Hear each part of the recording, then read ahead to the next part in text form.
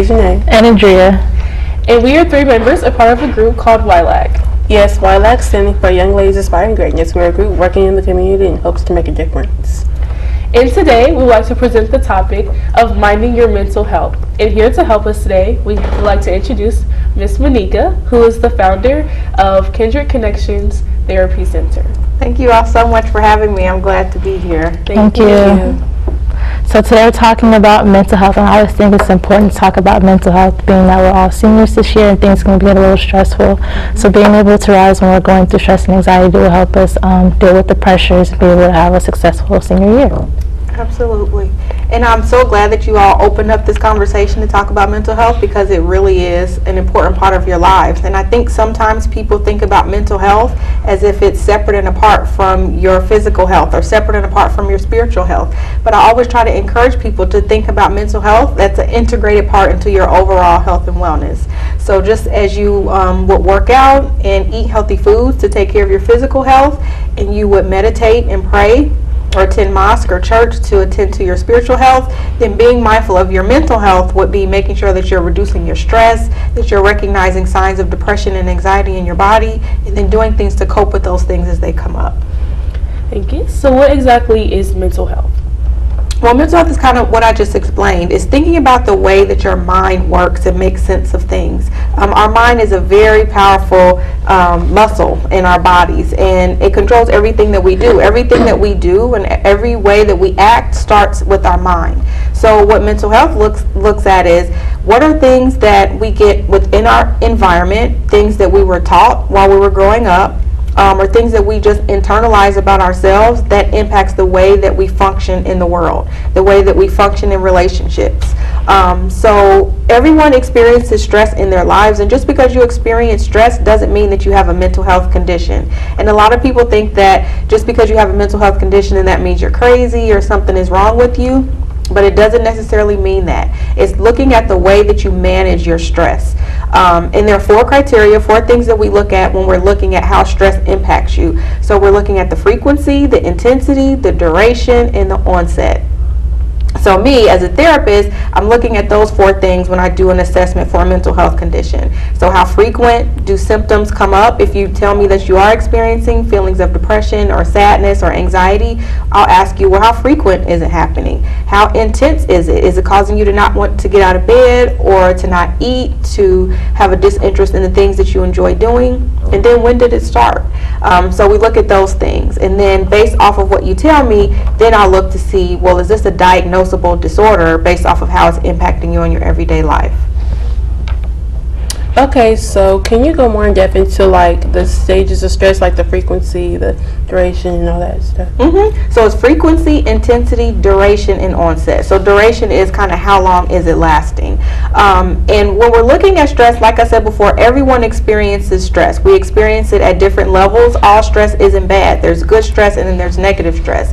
But I think sometimes the stress that we have within our lives can be just from day-to-day things that we experience. You all being seniors, having to manage applying for college, doing your homework, working a job, making sure you get all of your acceptance letters completed, applying for scholarships. All of those things create stress. So those are natural stresses that you have.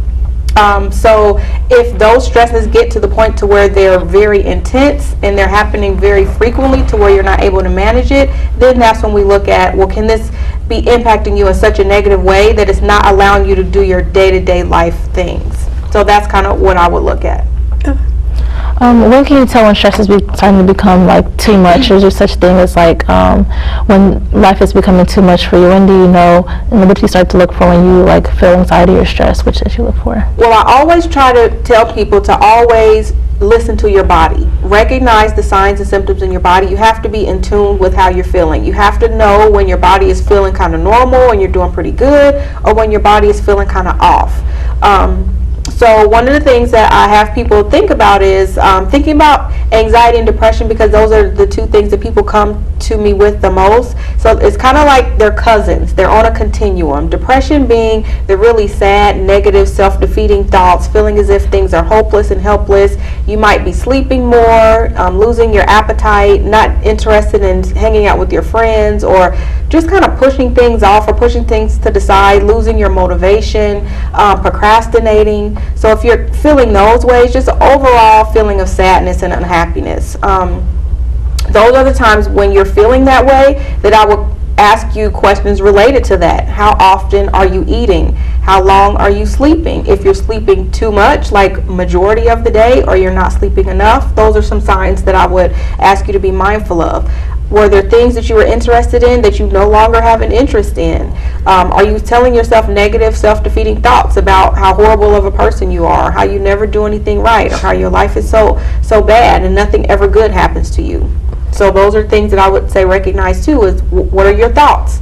Also on the depression end, I would also tell you to think about how your body feels. If your body feels really heavy and weighted, or as if you don't have a lot of energy, or that you are losing your appetite, or that you're withdrawing from people, or you're kind of staying in your room, or listening to really sad, kind of gloomy music, if you're keeping your curtains drawn, all those sorts of things, I would say recognize those for depression.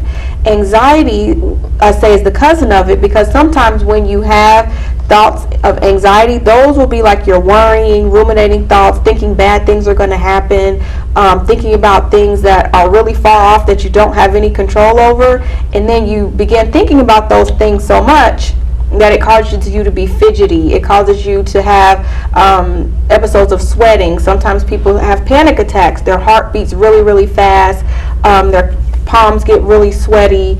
They have difficulty sleeping. They're on edge. They bite their nails. They shake their foot. They rock back and forth. They pace. So those are some signs of anxiety that I sometimes get people to recognize in their bodies as well. So I know you said that a lot of or depression, anxiety usually is from stress. So what are some of the most common forms of stress that you hear from young people, and how do you suggest that they deal with them?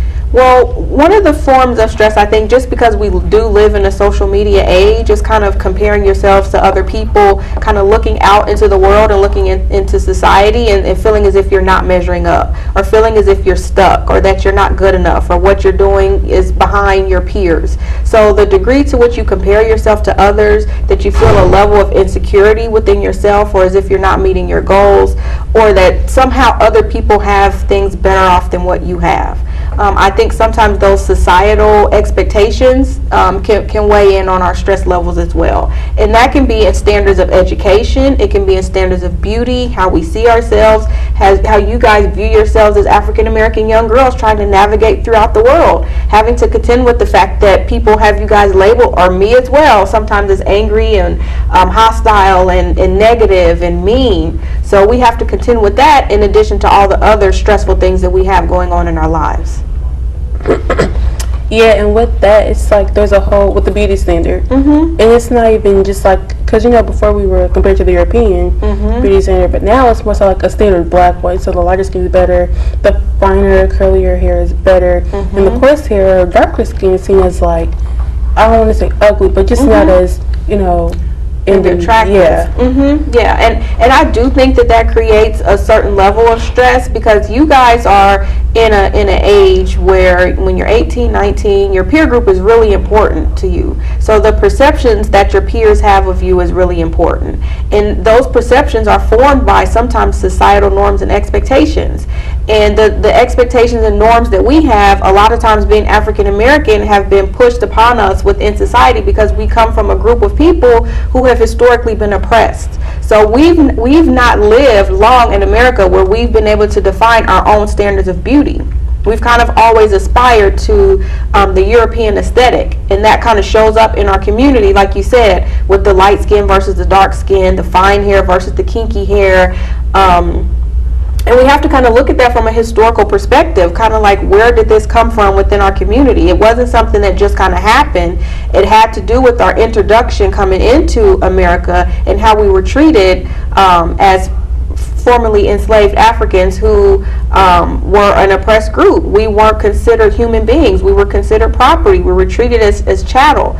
So what that would look like is you had a group of darker skinned Africans who had to work in the field. You have a group of lighter skinned Africans who were more lighter skinned, more closer to the European aesthetic, who had to work in the home. So they sometimes had better opportunities. They sometimes had better food, where the enslaved Africans who worked in the field sometimes had to get the rations of what was left, the leftovers. They had to do the more laborious work. So that created this automatic rift within the community where it was one group maybe thinking they were better, or having to act as if they were better just so they can be entitled to more luxuries. But we were all oppressed. We were all living in a very hostile and negative situation. And even when we kind of progressed through that, after slavery was over, the Emancipation Proclamation happened, and then you had the Reconstruction era where we tried to rebuild our lives and rebuild our community. We never really had time and opportunity for mental health. We never really had a time to heal from the fact that these divisions were created within our community, that our men were treated as children. They were brutalized in front of us. They were sometimes made to feel inferior to women. We really didn't deal with how those relationships kind of panned out over time within our community. So not taking that time to really deal with the mental health challenges that presented itself within the context of how we lived during that time, we kind of just adapted some of those negative patterns and behaviors even within 2018. So you'll still hear conversations about light skin versus dark skin, and not being pretty enough, or bleaching your skin, and all those sorts of things, because we still have that mentality of inferiority that we've not dealt with. And I think that definitely, like for me personally, I think it really is, hard to deal with, regular stress, and also dealing with the pressures of society, and trying to deal with, I feel like I always have to do an extra step better than, everybody else, just because I am, of my skin color. And dealing with that, I feel like, sometimes it is stereotype, that we bottle up our emotions, that we don't have to show them, and, like how should you deal with your emotions, and you don't want to keep them inside, so like how do you get to express those, and so they don't bottle up and make you a bad person or a bitter person? Yeah, I appreciate that question, and every time I have conversations about this as it relates to race and racialization and cultural issues, I always try to keep everything within a cultural context, kind of thinking about our lives, our struggle, our culture, how it existed within America, and how we have evolved over time, and how some of those adaptive skills that we had to learn still manifest themselves today. So I think with your question about bottling things up, if we take that back historically and thinking about the conditions that we worked in, did we have an opportunity to show anger? Did we have an opportunity to show frustration? If we saw one of our children being sold, or if we saw our husband being whipped, or we saw our mother being raped, did we have the opportunity for emotional expression? And oftentimes we didn't. We didn't even have the opportunity to laugh. Sometimes you'll hear stories about how when African Americans were walking down the streets, you knew that we weren't able to walk on the same sidewalk with white people during that time. Not only could we not walk on the sidewalk with them, we weren't able to laugh in front of them either. So you hear stories about how there were barrels on the streets where we had to laugh inside of a barrel because we weren't allowed to have normal emotional expression. So now you take that to current day, where we're told by society that we're angry and we hold things in. Well, historically we've kind of had to hold things in to kind of keep our families together and to keep things intact. So that's a manifestation that's still kind of present today. So what I encourage people to do is to think about the range of emotions that you have, and know that one emotion isn't bad or worse than the other. They're all a range of emotions. You experience your sadness just like you experience your happiness. You experience your happiness just like you experience your fear, your anger, your frustration, your embarrassment. Everything is normal. And just because we're African American doesn't mean our anger is worse. It doesn't mean our fears are any different. It doesn't mean that our anxiety looks different. It just means that within the context of society, there have been certain things and certain labels and stereotypes that have been placed on us based off of fear from other cultures that have kind of perpetuated over time. So now when our anger comes out, what we have to be able to do is kind of recognize what is triggering our anger. I always tell people that anger is not a primary emotion, it's a secondary emotion. Primary emotions being love and fear. And if you look at any other emotion, most of the time it stems from that. We talked about depression and anxiety. A lot of times that stems from fear. Depression stemming from, what if I'm not good enough? What if I can't do it? What if I can't make it? The fear of anxiety is the unknown, the impossibility of things. What if I mess up? What if someone sees me? What if I get it wrong? What if I miss the opportunity? So you get worried and worked up because you feel that you've lost out on something. So when we think about thinking about our emotions and anger in the context of it being a secondary emotion, I always ask people to think about what's the emotion underneath the anger. And a lot of times it's the more vulnerable emotions that we don't want people to see.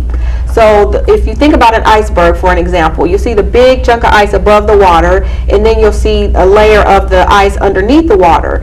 And anger is kind of like that peak above the water that everybody can see. It's the lashing out, it's the cussing, it's the knocking things over, it's the punching the holes in the walls. That's that emotional expression and stress that's coming out.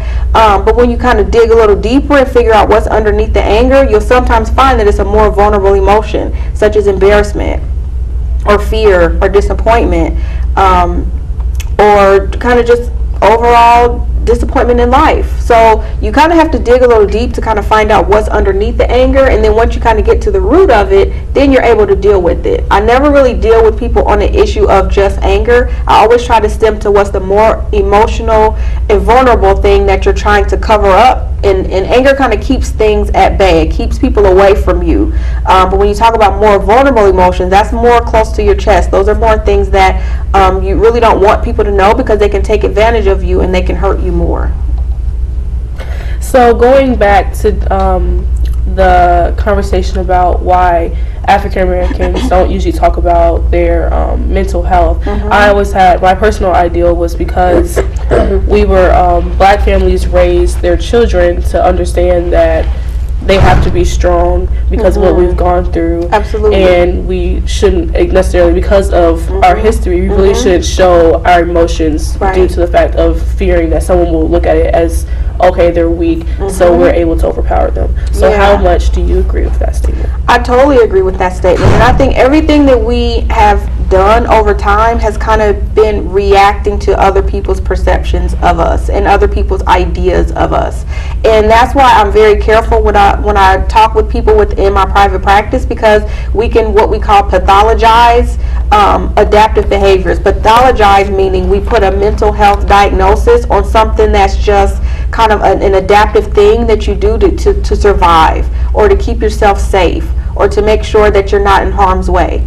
And the reason why we have to be careful about that is because everybody adapts to things within their lives. If you are in a fire, you might not be a naturally loud person, but if you're screaming to help someone get out of the fire, then you're going to be loud and you're going to scream. So we might not be naturally mean or naturally angry people, but over time we've kind of had to put this negative shield and this guard on to protect ourselves from people who wanted to harm us, from people who wanted to kill us, and from people who wanted to impact genocide on our culture. So we had to adopt this resilience, and we had to adopt this tough skin to kind of keep our family safe.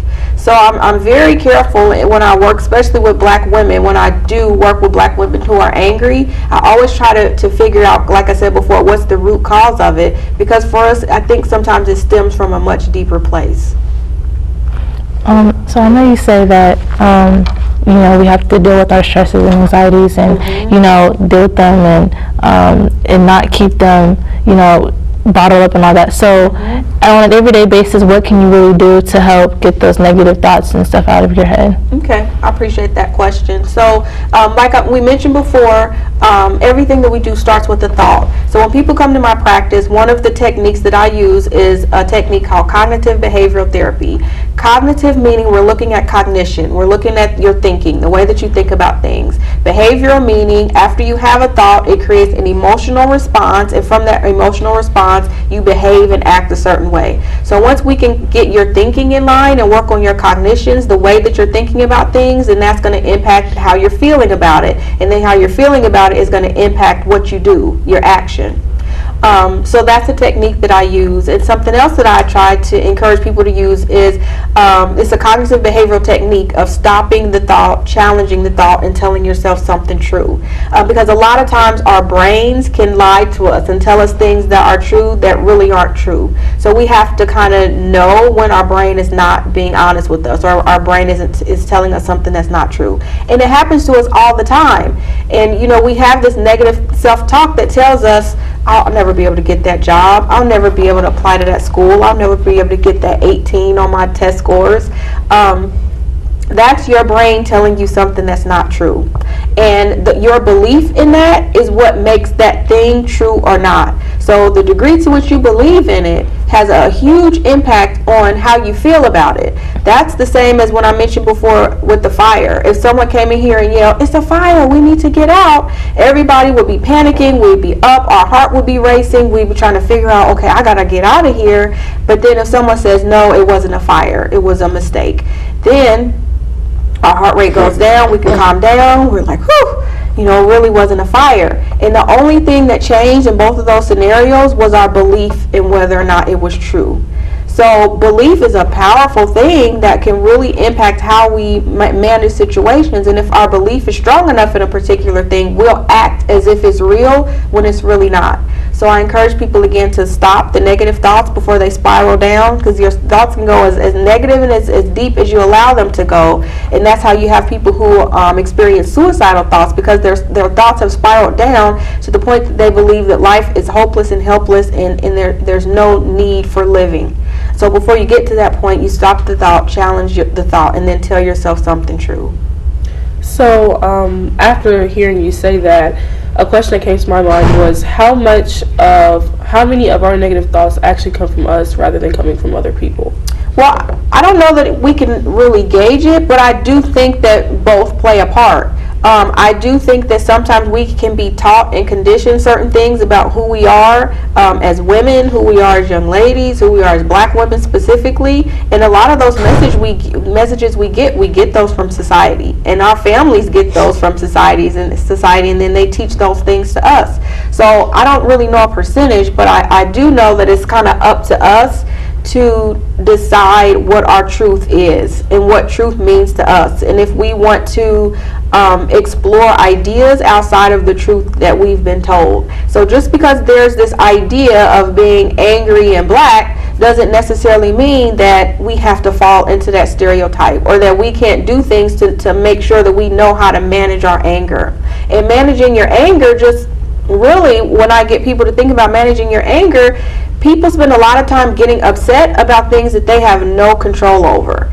And it's things that are kind of outside of their locus of control, but they spend a lot of time talking about it, thinking about it, ruminating over it, calling people about it, but you really can't do anything. So the more you take internal control over the things that you can control, which are your thoughts, your feelings, and your actions, and you choose not to kind of engage in those things that are outside of your control, then that's when you'll be able to have more peace and more ownership over your life, and you'll be more empowered, because it's not kind of these external things that are causing you to react.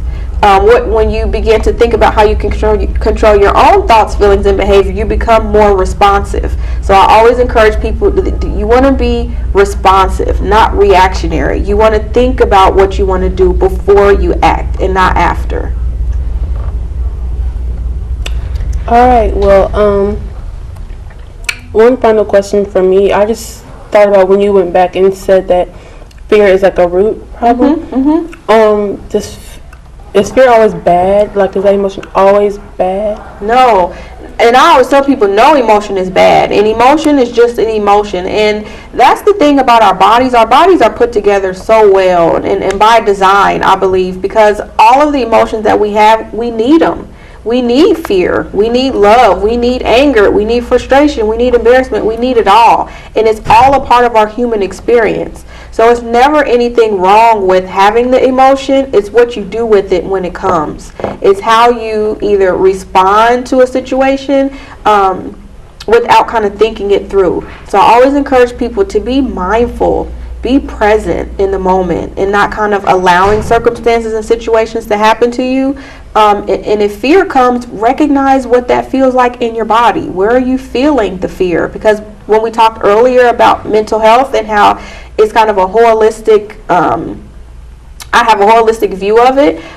When you don't do a good job of managing your stress and handling your fear, it can manifest into physical symptoms. So if you feel pressure in your stomach, or you're having digestive issues, if you have a stress-related condition such as fibromyalgia, that's a stress-related condition. Lupus is a stress-related condition. So you got to know where you're feeling this stress in your body. And if you don't have good ways to release it through exercise, talking to people, yoga, meditation, that energy and that stress builds up in your body and it begins to attack your organs. And that's how you get those physical symptoms that can manifest from not being able to express your stress in healthy ways. So sometimes people feel stress in their shoulders, sometimes you feel it in your hands. Again, your digestion, you'll feel it there sometimes. So being able to recognize where you feel it will help you be able to name it and then know what to do to decrease it if it starts to get too much.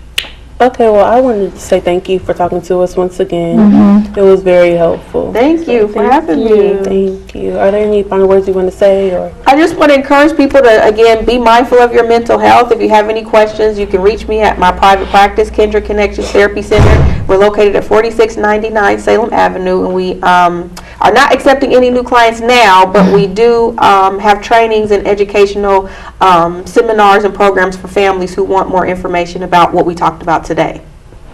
All right, thank you. Thank you.